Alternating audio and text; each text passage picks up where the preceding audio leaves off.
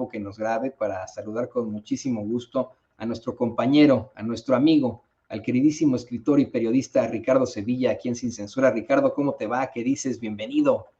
Muchísimas gracias, querido Toño. Un gusto, como siempre, compartir el espacio libre como el viento de Sin Censura contigo. Estoy muy bien. ¿Tú cómo te encuentras?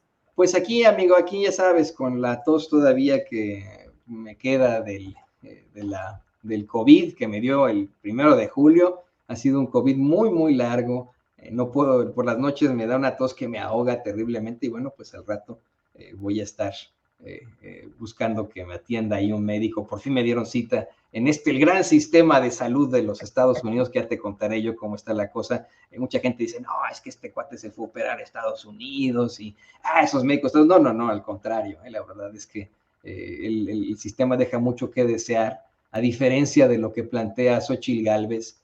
Aquí a todos los estadounidenses se les obliga, y a toda la gente que vive aquí en Estados Unidos se le obliga a tener un seguro de gastos médicos mayores, pagarlo, un seguro privado de gastos médicos.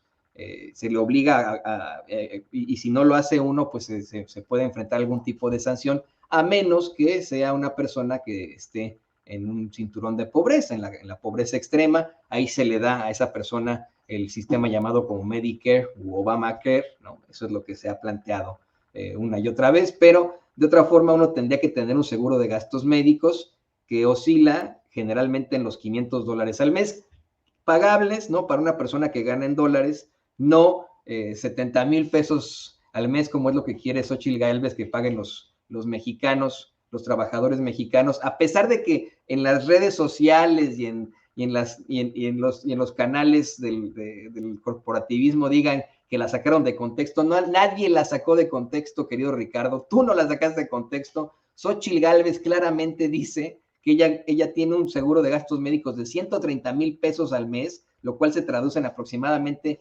$7,000 al mes, y que para ella, pues sería muy importante que los trabajadores sí paguen por su seguro de gastos médicos y que paguen aproximadamente 70,000 pesos al mes, lo cual se traduce en aproximadamente $4,000. Insistiendo en eso, ¿no? A pesar de que pagamos no los $4,000 que quiere Xóchitl, sino unos $500 al mes en un seguro de gastos médicos, el servicio es pésimo. Para conseguir cita es muy difícil, para poderse atender es muy difícil, además de los malos tratos. No quiero ser, no todo es así, ¿no? No quiero generalizar, pero hay mucho médico que no llega y nada más quiere ver ahí la paleta que tienen ahí, ni lo atienden a uno, ni lo escuchan, lo tratan mal. Así que tiene usted, así, sí, tome usted drogas, hasta luego, ¿no? Y se acabó, ¿no? Ese es el sistema. Hay mucho médico oftalmólogo.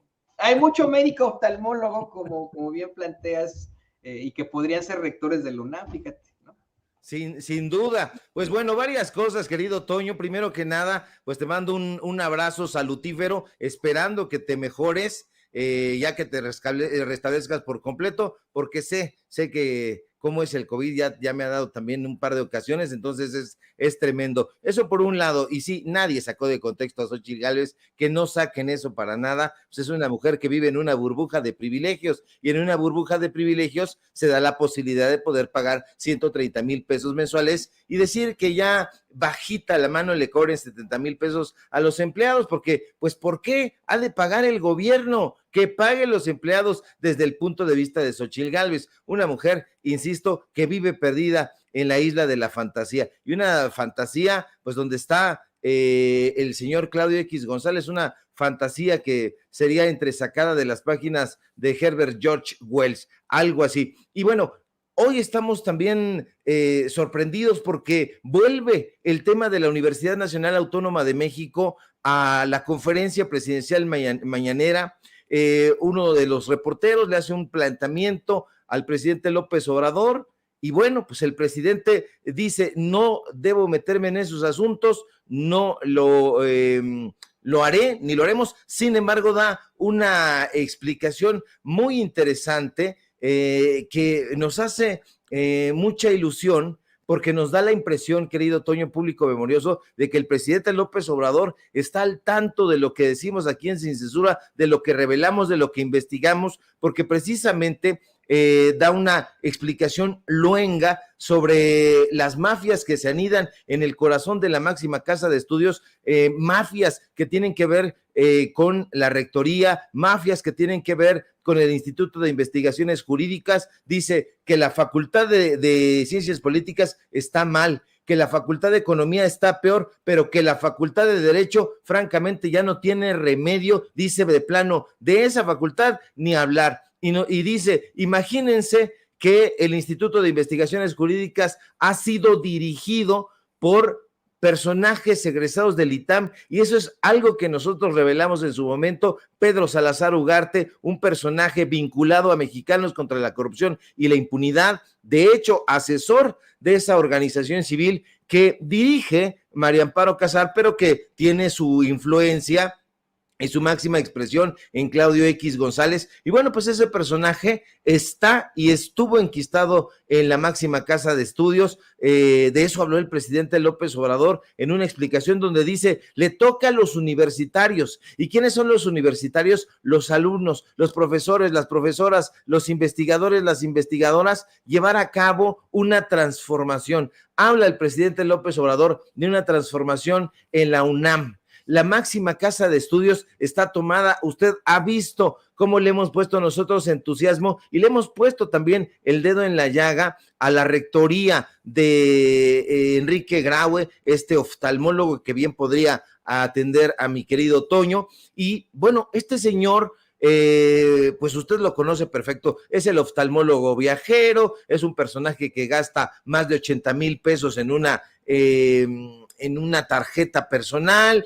Hoy el presidente López Obrador dice prácticamente que este señor pues es una especie de títere. No lo dice con esas palabras, pero él nos está diciendo que en realidad quien ha ido eligiendo a los rectores que lo suceden, pues ha sido José Narro. Y José Narro, en efecto, pues eligió a este personaje que ha estado en 2 ocasiones administrando la máxima casa de estudios con fatales resultados. Usted conoce esos fatales resultados porque se los hemos dado a conocer aquí. También hemos hablado de los seguros médicos que este señor le ha entregado a la iniciativa privada, los seguros médicos de gastos médicos que no son gastos médicos mayores y que sin embargo este señor pues ha dado contratos de 900 millones de pesos, 900 millones de pesos, 700 millones de pesos, 300 millones de pesos. Este personaje que ha tratado a la máxima casa de estudios como si fuera una especie de agencia donde dan opiniones enrevesadas, dan opiniones, hacen estudios a modo. Le hicieron uno al fallido Aeropuerto Internacional, bueno, ese proyecto fallido que está en Texcoco ahí anegándose. Entonces es una conferencia mañanera que no tiene desperdicio. El planteamiento me parece muy bien hecho, lo hace Carlos Pozos, si no mal recuerdo su nombre. Carlos Pozos lo hace y bueno, pues el presidente López Obrador se tiende a dar una respuesta ahí muy interesante. Habla de economía, de la Facultad de Economía, donde le dieron, tú lo recordarás, Toño, a Ciro Murayama, pues un año sabático que en este preciso momento está empleando el compañero de Chocoaventuras de Lorenzo Córdoba. Este sujeto que está usted viendo en su pantalla, pues es el compañero de Estulticias de Lorenzo Córdoba Vianello, y bueno, pues está atacando a los candidatos, está atacando a la Cuarta Transformación, no está investigando porque se supone que un año sabático, así lo establece el estatuto universitario, tendría que dedicarse a la investigación, a la reflexión mesurada, a los estudios, pero no lo está haciendo. Él está en Twitter atacando al presidente López Obrador, a la Cuarta Transformación, a las corcholatas y a todo lo que huela a la izquierda. Y, por supuesto, está privilegiando la narrativa de Claudio X González. Nosotros sabíamos que la UNAM está tomada por neoliberales. El que parece no saberlo, y hay que llamarle la atención, pues es mi querido Pablo Gómez. Bueno, este personaje que yo he celebrado en sus intervenciones, pues no aparece. El presidente López Obrador dijo, hará ya cosa de un mes y días, se lo dijo al colega Sósimo Camacho, que si se encontraba corrupción en la UNAM, iba a comparecer Pablo Gómez. Ya la encontró su servidor, la ha exhibido también y la ha encontrado Sósimo Camacho, particularmente en los temas de ciencias, lo ha exhibido y también la ha encontrado la colega Nancy Flores. ¿Qué es lo que necesitaría entonces Pablo Gómez para poder comparecer y decirnos qué es lo que ha encontrado la unidad de inteligencia financiera al interior de la UNAM? Porque si nosotros hemos encontrado los vínculos con el ITAM, los vínculos con el CIDE, los vínculos con el Club Universidad Nacional, que es el que maneja el fideicomiso de ese equipo de fútbol, pues bueno, si hemos encontrado incluso las cuentas personales de Enrique Graue, si hemos encontrado tantas cosas, violaciones a los derechos humanos, atropellos laborales, despidos injustificados, violaciones de tipo sexual, acoso sexual, incluso, bueno, pues hasta la pérdida de una vida de parte de una niña que se la quitó gracias al acoso de unos personajes ahí. Y bueno, pues, ¿qué es lo que está sucediendo ahí? No sabemos. Me parece muy importante, Toño, por eso que lo haya tocado el presidente López Obrador. Habló también del salinismo, por otro lado.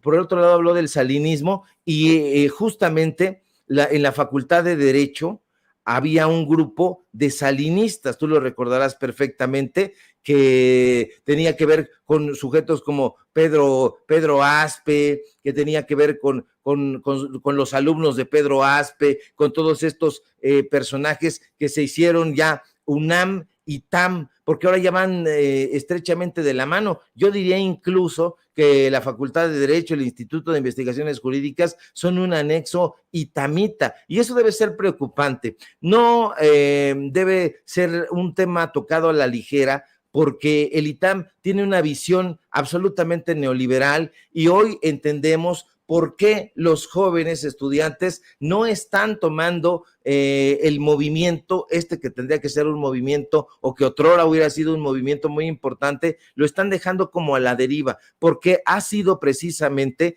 todos estos vacilos, todas estas inyecciones infecciosas, las que han contaminado la visión de los estudiantes, de los hombres, de las mujeres, incluso diría yo del profesorado, porque el profesorado ya también es itamita, y si usted antes iba a una cátedra en la Facultad de Filosofía y Letras y le tocaban ahí el tema del apando de José Revueltas y se lo dejaban leer como lectura obligatoria, hoy ya no, hoy ya dejan leerle Andar y Ver de Jesús Silva Herzog Márquez. Así no es broma, los estudiantes me han dicho, oye, ahora nos están dejando leer a Jesús Silva Herzog Márquez y sus ensayos, y digo, pero qué pinches ensayos puede escribir ese mequetrefe, no escribe ensayos, es un personaje absolutamente anodino, pero ahora lo están dejando leer ahí, y precisamente por eso, querido Toño, porque un tema lleva a otro, están tan enojados con Marx Arriaga,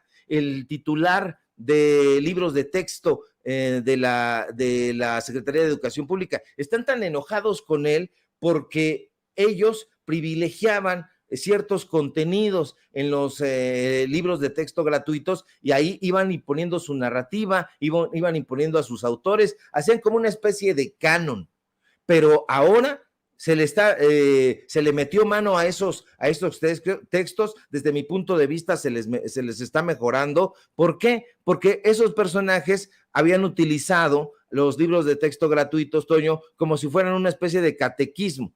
Era el catequismo, el catecismo, y bueno, pues todas estas cosas donde ellos iban a aprender a orar, valga la redundancia, las oraciones neoliberales, la narrativa derechosa, y es lo que estaban haciendo. Hoy están cambiando las cosas, pero definitivamente, aunque el presidente López Obrador, él dice, nosotros no nos vamos a meter, no nos hemos metido, a mí sí me interesa mucho que lo haya puesto hoy en la mañanera, porque sí es importante que los jóvenes hagan conciencia. Los profesores están haciendo conciencia ya. Habían despedido de la Facultad de Ciencias a un par de profesores han ganado el pleito legal y bueno, pues ahora los tienen que restablecer. A mí me parece eso una victoria fantástica y nadie le ha dado vuelo a ese tema. Por supuesto, no se lo están dando en los medios de comunicación corporativos porque ahí José Narro ha estado hablando por teléfono. Hoy ya no entrevisten a Sevilla, me lo han dicho varios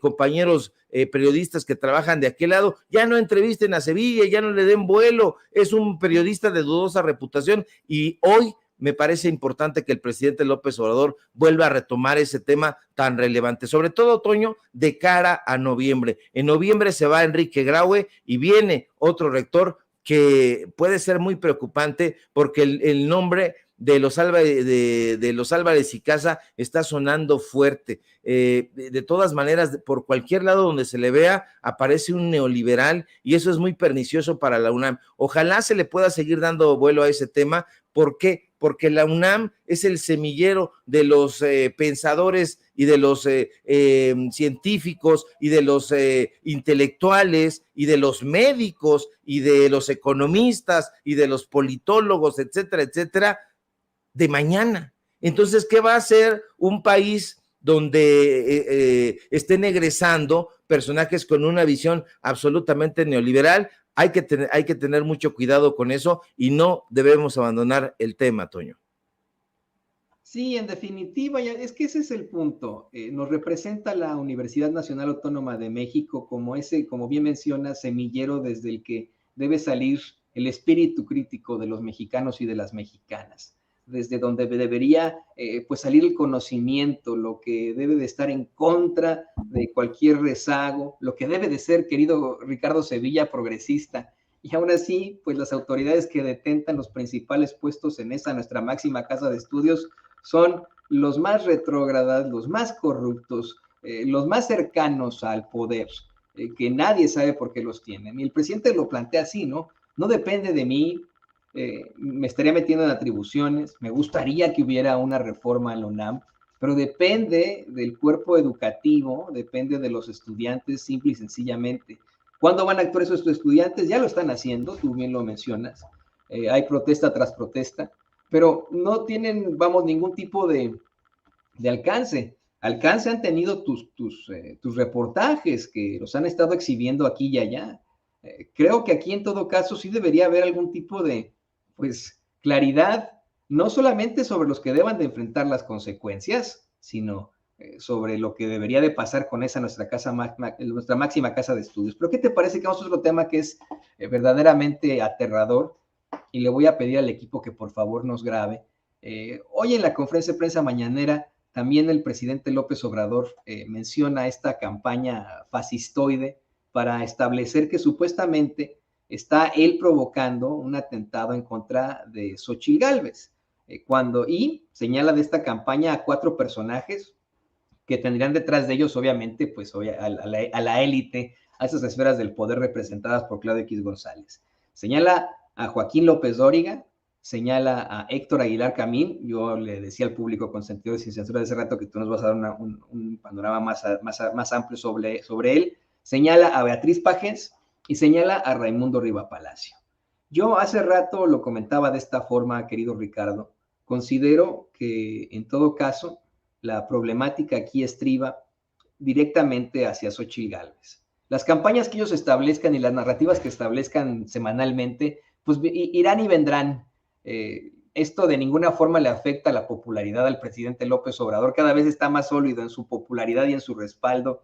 También la marca Morena, la marca Cuarta Transformación. Esto le afecta directamente, en mi opinión, a Xóchitl Gálvez. Y ella, en lugar de estarse preocupando por los seguidores del presidente López Obrador, por el nuevo gobierno del presidente López Obrador, por él como presidente, tendría que estarse preocupando de personajes como ellos, como Raimundo Riva Palacio, como Joaquín López Dóriga, como Beatriz Pajés, como Héctor Aguilar Camín y la gente a la que ellos representan. Tendría que estarse preocupando de lo que podrían estar tramando ellos de esta circunstancia. Tendría que tener, cuidado con ellos, que podrían estar estableciendo una situación verdaderamente negativa en contra de ella. No López Obrador, no su movimiento, ellos mismos. ¿Qué opinas de esto, querido Ricardo? Sí, Estoy completamente de acuerdo. Hay aquella frase que dice, dime con quién andas y te diré quién eres, y aplica perfectamente en el caso de Xóchitl Gálvez. Xóchitl Gálvez ha sido apoyada por Héctor Aguilar Camín en concreto. Héctor Aguilar Camín, si nosotros hacemos el seguimiento informativo, nos vamos a dar cuenta que fue el primer personaje que la mencionó. De hecho, lo hace de una manera muy falsa, muy impostada, en un programa de Latinos. Nosotros tenemos que torturarnos viendo ese tipo de programas en ocasiones para ver cuál es la narrativa que estos personajes están impulsando. Y entonces este personaje en una mesita ahí donde está justamente Jesús Silva Herzog Márquez, ahí conduciendo la mesa, Carlos Loret de Mola, Lord Montajes, está también Adela Navarro, que hundió completamente el semanario Z y la memoria de Jesús Blancornelas, están ahí. Y alguien pregunta, bueno, ¿y en la oposición quién? Y entonces Héctor Aguilar Camín hace una falsa reflexión y dice, bueno, pues yo veo a Xóchitl Gálvez. Y entonces a partir de ese momento viene una campaña que empiezan a impulsar Héctor Aguilar Camín, sus huestes en la revista Nexos, todos estos personajes que usted conoce, como Rafael Pérez Gay, que le dice al presidente López Obrador, por cierto, Liópez, porque según él siempre ha buscado líos, ese personaje que está ahí y todo el séquito de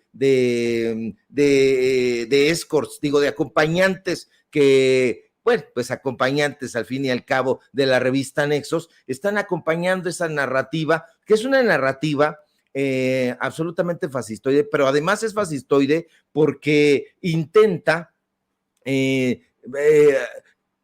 denostar al pueblo de México, lo denosta de una forma terrible porque llega a un paroxismo rápidamente que es justamente el de ayer, el paroxismo de ayer, que es cuando Raimundo Rivapalacio, amigo de todas estas huestes de piquete de ombligo y que lo niegue es una cosa, pero en los hechos es otra, llega a decir que se está preparando una especie de, o que se está anidando una posibilidad de atentar contra la vida de Xóchitl Gálvez. Él dice con todas sus letras en la columna de ayer en El Financiero y en Eje Central que se podría asesinar a Xóchitl Gálvez, pero esta es una vacilada.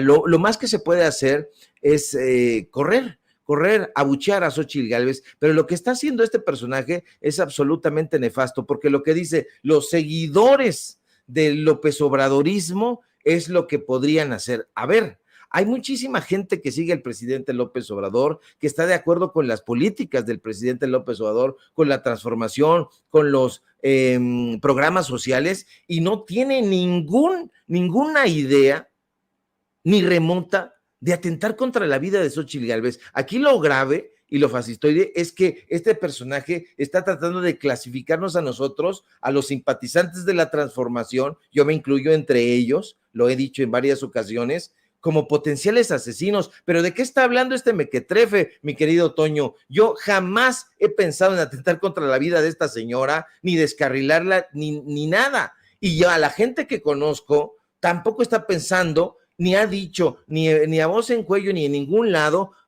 acaben con la vida de Xóchitl Gálvez, asesínenla. Esta es una tontería, y entonces este personaje trata de alertar a la clase media y al grupito donde se maneja, donde solamente se creen entre ellos, que podría existir un atentado muy parecido al de Lomas Taurinas. Es un estúpido, y esto habla de la desesperación, pero además de la ineficacia imaginativa que tienen, porque si ya descubrimos que son malos periodistas, malos historiadores, malos analistas, ahora nos damos cuenta de que también son pésimos narradores, que no hay imaginación y que toda esta campaña que ha apelado precisamente a la imaginación se ha visto desnuda de ella porque no la tienen. No sé a quién estarán agarrando de creativos, pero sus campañas publicitarias, sus campañas de marketing, sus campañas en redes sociales están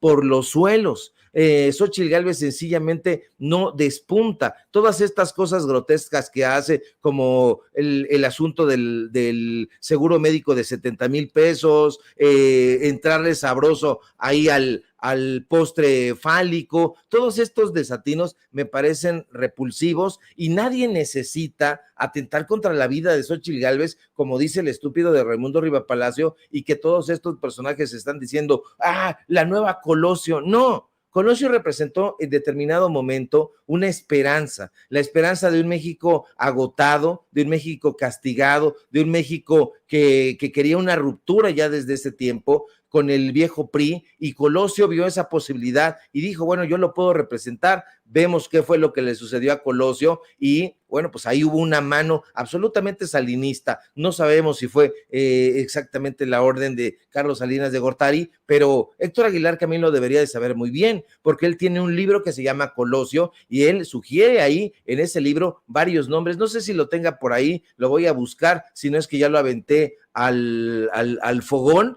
pero si lo tengo, voy a sacar varias citas de ahí, porque hace señalamientos ahí muy interesantes. Incluso en ese libro llamado Colosio, él dice que no hay que creer en Marcelo Ebrard, porque Marcelo Ebrard ha sido un salinista y un hombre de Camacho Solís, pero hoy parece ya haber cambiado de punto de vista. A ver si después encontramos ese libelo, y si no lo encontramos, pues no se perderá usted de nada, porque este personaje, que es hijo de una mujer cubana, que fue abandonado por su padre, no tiene sino resentimiento en su corazón, no tiene sino deseo ávido y descarado de ganar dinero. Hay mucho resentimiento en su corazón y eso lo tiene así. Sabe que tiene una genealogía que no le gusta, porque ha sido uno de los grandes críticos de Cuba, siendo él de alguna u otra forma medio cubano, y tuvo un padre que incluso fue indigente. Así terminó el padre de Héctor Aguilar Camín, del cual prácticamente no le gusta ni hablar.